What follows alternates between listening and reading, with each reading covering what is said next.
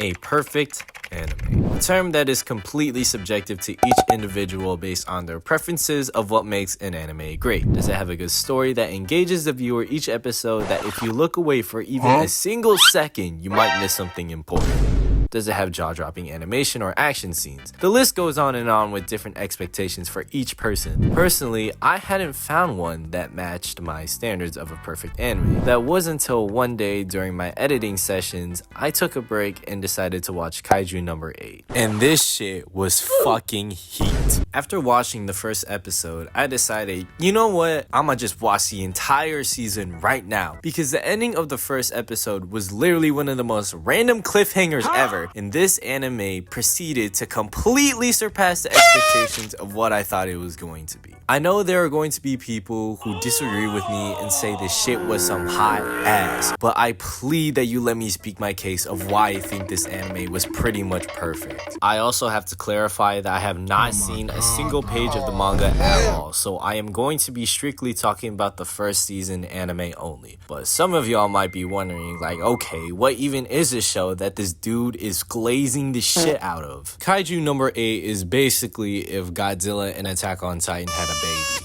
In this anime, the world is filled with Godzilla-like monsters called Kaiju, with a military unit called the Defense Corps that kills them and protects the public. This is where we are introduced to the main character, Kafka. He works for the company that cleans up the remains of the Kaiju that are slain. However, his dream was to work in the Defense Corps with his childhood friend Mina, who is currently the captain for the 3rd Division of the Defense Corps, and bro kinda gave up after he never made it into the Defense Corps at 32 years of age. That was until this motherfucker Ichikawa was introduced and was one of the new workers that joined Kafka's company, but had the drive to also want to join the Defense Corps soon. And after saving each other's lives from kaiju that they ran into at work, Ichikawa inspires Kafka in the hospital to chase after his dream again. And that's until this mosquito bug looking ass kaiju literally force feeds itself into Kafka, and as Ichikawa pulls back the curtain as he hears Kafka struggling, this motherfucker turned into a damn kaiju, and they are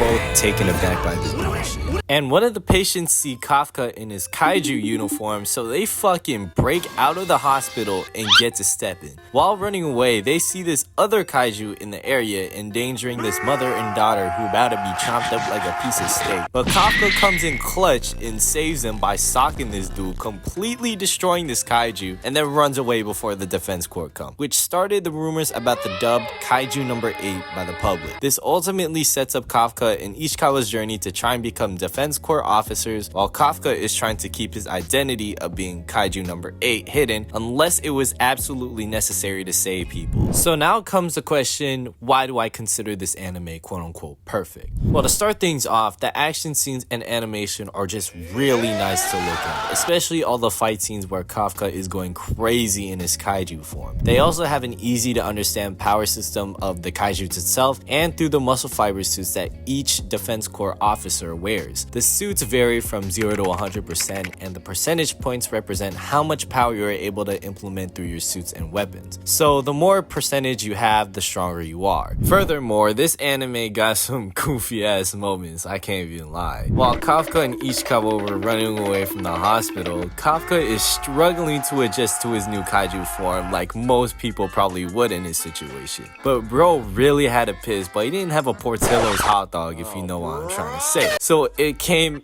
out of his manbadonkers, and I thought this shit was so stupid that I laughed at it. Additionally, the characters are also pretty enjoyable. I really like the detail that the protagonist is a bit older at 32 years of age than what most animes have nowadays, where the main character is a teenager or a young adult. I love the switch up because it really shines light on the message that it is never too late to chase your dreams, and also that the other characters being younger and cooking this guy for being 32, saying he basically achieved unk status, is just absolutely hilarious. But there is one character in particular in this series that really stood out to me that I want to talk about, and it's Vice Captain Hoshina. When we are introduced to him, he seems goofy as fuck. Bro was laughing at Kafka during his entrance exam and wanted him on his team simply because he was old and funny. But when the later episodes rolled around, this motherfucker was locked in. There's an instance in one of the episodes where Kafka runs into the vice captain in his kaiju form and realizes that he is fucked because he remembers that the vice captain specializes in close combat, and this motherfucker is really giving Kafka the work while Kafka is trying to hold back so he doesn't accidentally kill him. Oh yeah, and remember that power system that I mentioned earlier with the suits? Mid-fight, this motherfucker Hoshina over the communication system back to home base says Yo, I got permission to remove my limiters off my suit. Motherfucker, excuse me? This motherfucker had limiters, and when it showed the power of his suit being a whopping 92%, like, nah, bro. If Kafka was any slower, he would have been done for right there. But he just managed to escape.